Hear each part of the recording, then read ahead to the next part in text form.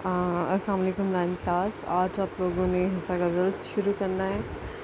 پہلی غزل میں نے اس کی تشریح شروع کروانی ہے آج. تو پہلی غزل کے شاعر ہیں میر تقی میر ان کا تخلص ہے. ٹھیک ہے, میں ان کا سب سے پہلے تعارف پڑھوں گی تاکہ جو ایم سی کیوز کے لیے آپ لوگوں کے پاس کوشچن تیار ہوں آپ لوگوں کو یاد ہوں. اچھا جی, ان کا سن ولادت ہے جی 1723 اور سن وفات ہے 1810. ٹھیک ہے. میر محمد تقی نام اور میر تخلص تھا. والد کا نام میر علی متقی تھا. آپ آگرے میں پیدا ہوئے.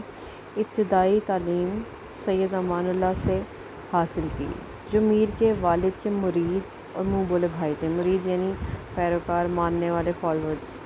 بچپن میں ہی والد اور امان اللہ کی وفات کے بعد میر کو تلاش معاش کے لیے آگرہ چھوڑ کر دلی آنا پڑا.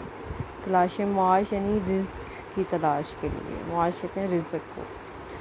یہاں ایک نواب کے ہاں ملازم ہوئے. وہ نواب نادر شاہ کے حملے میں مارا گیا تو میر آگرے لوٹ آئے, لیکن انہیں دوبارہ دلی جانا پڑا. دلی میں خراب امن و امان کی وجہ سے انہوں نے مجبور ہو کر لکھنؤ کا رخ کیا.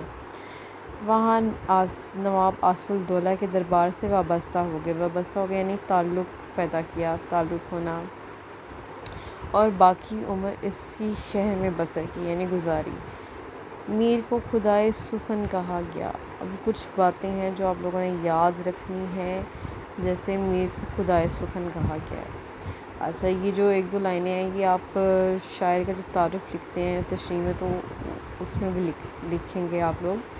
میر کو خدائے سخن کہا گیا ہے. انہوں نے خدائے سخن یعنی سخن کہتے ہیں شاعری کو, اور شاعری کا یعنی بہت اعلیٰ شاعر, بہت بلند پایہ شاعر.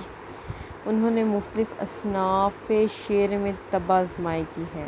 اصناف صنف کی جمع یعنی قسمیں, ورائٹی. طبع آزمائی کرنا, اپنے فن کا مظاہرہ کرنا, اپنے فن کے جوہر دکھانا. مگر ان کی پہچان غزل گوئی ہے یعنی غزل کہنا. وہ بلا شبہ غزل کے بادشاہ ہیں. خلوص, درد و غم, ترنم اور سادگی کی طرح ان کی غزلیں دل پر اثر کرتی ہیں. ان کی شاعرانہ عظمت کا اعتراف نہ صرف ان کے ہم عصر شعراء نے کیا یعنی ہم عصر انہی کے دور کے, بلکہ متاخرین یعنی بعد میں آنے والے نے بھی انہیں سراہا یعنی داد دی. بابائے اردو ڈاکٹر مولوی عبدالحق نے ان کو سرتاج شعرائے اردو قرار دیا. یہ بھی آپ نے یاد رکھنا ہے. میر کی تصانیف میں ایک خود نوشت یعنی اپنے حالات خود لکھنا, خود نوشت کہتے ہیں, نوشت کہتے ہیں لکھنے کو. ٹھیک ہے, یعنی اپنے ہی حالات خود لکھنا. ذکر میر ایک تذکرہ, جیسے وہ آپ لوگوں نے پڑھا تھا شاعروں کے لطیفے, وہ بھی ایک تذکرہ ہے. ایک تذکرہ نکات الشعراء, ایک فارسی اور 6 اردو دواوین. دواوین یعنی جلد دیوان. اب دیکھیں ٹوٹل شامل ہیں یعنی ٹوٹل 7 ان کے جلدیں ہیں, 7 دیوان ہیں, ایک فارسی اور 6 اردو کے. یہ آپ کو یاد ہونا چاہیے.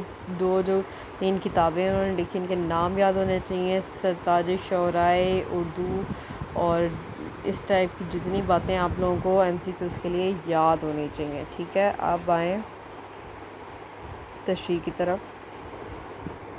اچھا جی, جب آپ کو شاعری کی تشریح کا آتا ہے تو آپ کے پاس آپ لوگوں نے 5 شعر کرنے ہوتے ہیں 10 نمبر کے. ٹھیک ہے, حصہ نظم میں سے آپ کو آتے ہیں جی 4, جس میں سے آپ نے 3 کرنے ہوتے ہیں, اور حصہ غزل میں سے آتے ہیں 3, جس میں سے آپ نے 2 کرنے ہوتے ہیں. اب یہ چونکہ حصہ غزل میں نے سٹارٹ کیا ہے تو آپ نے جب تشریح کرنی ہے تو آپ نے کچھ باتوں کا دھیان رکھنا ہے. وہ یہ کہ تشریح کرتے ہوئے جب شاعر اپنے محبوب کا ذکر کرتا ہے تو اس کے لیے جو صیغہ استعمال کرتا ہے وہ مذکر ہونا چاہیے. جو بچے ہوتی اور کرتی ٹائپ ورڈ یوز کرتے ہیں ایسا نہیں ہے. مؤنث صیغہ یوز نہیں کرنا, مذکر کرنا. ٹھیک ہے, اور اس کے بعد جو آپ لوگوں نے حوالہ دینا ہے قرآن, سنت, اقوال, واقعات, یہ آپ دے سکتے ہیں. شاعر شعر لکھیں آپ 2-3، اس سے زیادہ مت لکھیں، اتنا ٹائم ہی نہیں ہوتا، ٹھیک ہے؟ 2 شعر بہت ہیں، اور وہ شعر آنے آپ کو یہ ضروری ہے کہ وہ آپ شعر صحیح لکھیں۔ اگر آپ کو نہیں آتا تو غلط شعر مت لکھیں، نیگیٹو مارکنگ ہو جاتی ہے، ٹھیک ہے؟ اچھا جی، اس کے بعد الفاظ جو ہے ان کا چناؤ آپ نے بہت مہذب کرنا ہے، غیر ضروری مواد سے پرہیز کرنا ہے، اپنے ذاتی جو ایکسپیرینس اور خیالات ہیں ان سے آپ پرہیز کریں، اپنی جو کیا کہتے ہیں شاعری، اپنا جو شعر ہے اسی پہ آپ لوگوں نے فوکس کرنا ہے، ٹھیک ہے؟ اس کے بعد جب آپ کیا کہتے ہیں آپ لوگ جب اٹیمپٹ کریں گے تو آپ لوگوں نے سب سے پہلے ہیڈنگ دینی ہے حصہ غزل، اشعار کی تشریح، شعر نمبر، یہ مارکر سے لکھنا ہے، ٹھیک ہے؟ اس کے بعد آپ نے پورا شعر لکھنا ہے، ٹھیک ہے؟ اور شعر کو اسی فارم میں لکھنا ہے، یعنی تھوڑی سی اسپیس یہاں سے تھوڑی سی یہاں سے، اور مڈ میں برابر کر کے آپ لوگوں نے شعر لکھنا ہے، ٹھیک ہے؟ اچھا جی، شعر میں نے لکھا ہے ہستی اپنی حباب کی سی ہے، یہ نمائش سراب کی سی ہے۔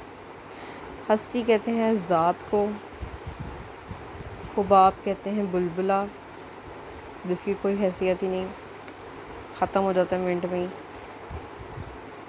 نمائش کہتے ہیں رونق کو، یعنی دنیا، شور شرابہ، ہنگامہ، سراب بصری دھوکہ، فریب، کی سی، کی طرح، کی مانند، یعنی تشبیہ کا استعمال کیا گیا ہے، ٹھیک ہے؟ اس کے بعد آپ لوگوں نے ہیڈنگ دینی ہے شاعر کا نام، وہ اپنے لوگوں نے لکھنا ہے بالکل ٹھیک نام لکھنا ہے، مکمل نام لکھنا ہے، اس کے اوپر تخلص کا سائن ڈالنا ہے۔ اس کے بعد آپ لوگوں نے جو لکھنا ہے ضروری وہ ہے مفہوم، اس کو لکھیں گے تو پڑھنے والا جو ہے ایگزامینر ہے اس کو اندازہ ہو جائے گا کہ آپ نے جو تشریح کی ہے وہ بھی تقریباً ٹھیک ہی کی ہے۔ اگر آپ کا یہ مفہوم ٹھیک ہے تو وہ آپ کو تشریح کو سرسری سا دیکھ کے بھی آپ کو نمبر دے سکتا ہے، ٹھیک ہے؟ اب کچھ باتیں ہیں، اب میں مفہوم دیکھیں، جیسے پہلے شعر کا ہے ہماری زندگی پانی کے بلبلے کی مانند ہے، یعنی ناپائیدار، اور یہ دنیا کی رونق ایک دھوکہ ہے، ٹھیک ہے؟ اس کے بعد تشریح کی ہیڈنگ دیں گے، تشریح میں سب سے پہلے آپ نے 2-3 لائنیں جو ہیں وہ تعارف کی لکھنی ہے شاعر کے متعلق، شاعر کا طرز تحریر، اس کا انداز، اس کے جو اس نے یعنی شاعر کے متعلق آپ نے بات لکھنی ہے، اس کی ڈیٹ آف برتھ، جگہ، یہ وہ اس ٹائپ کی کوئی باتیں نہیں لکھنی، اس کی کتابوں کے نام۔